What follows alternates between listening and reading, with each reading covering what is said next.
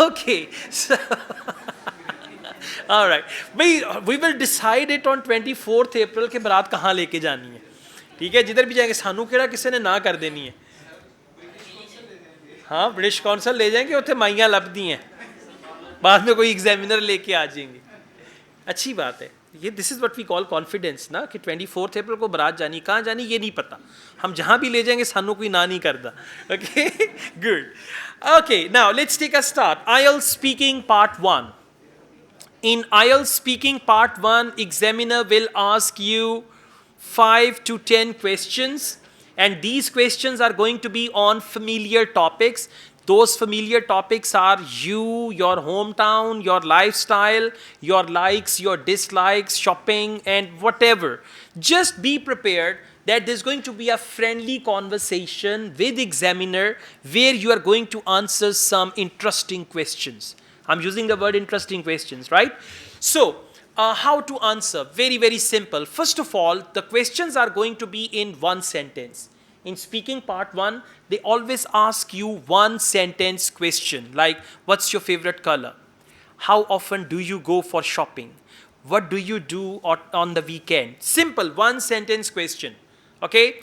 How to answer? First of all, you need to pick up a couple of words from the question and try to use the synonym of those words. For instance, if the question is, what's your favorite color? Now, instead of saying my favorite color is red, you can say I am literally obsessed with black color. I'm obsessed with black color. I'm quite passionate about green color, right? Means that is my favorite color. So instead of using the same language, if you are looking for higher band, if your target is 5, 5.5 or even 6, what's your favorite color? My favorite color is black. It is a very good color. I like it very much. All right. How often do you go for shopping? I go for shopping every Sunday. Shopping is my favorite thing. I like shopping very much. Good. Answer every question. Some students, they answer every question the same way. So that is planned for 5, 5.5 or 6. If you're looking for 7, 8 or above, then you need to come up with all these ideas, okay? So there must be 3 steps to answer. First of all, don'ts of IELTS speaking part 1. Don't give indirect answer. What's your favorite color? Colors are very important in life. Some people like blue color, some people like black color.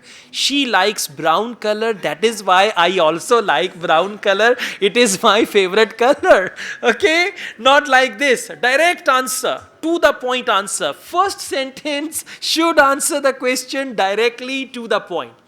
Now, this is part 1. And remember, this first sentence must be a compound sentence.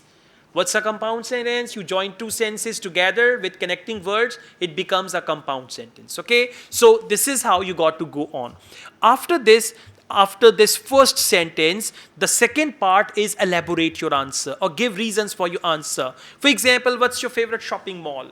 I love Mall of Lahore very much because.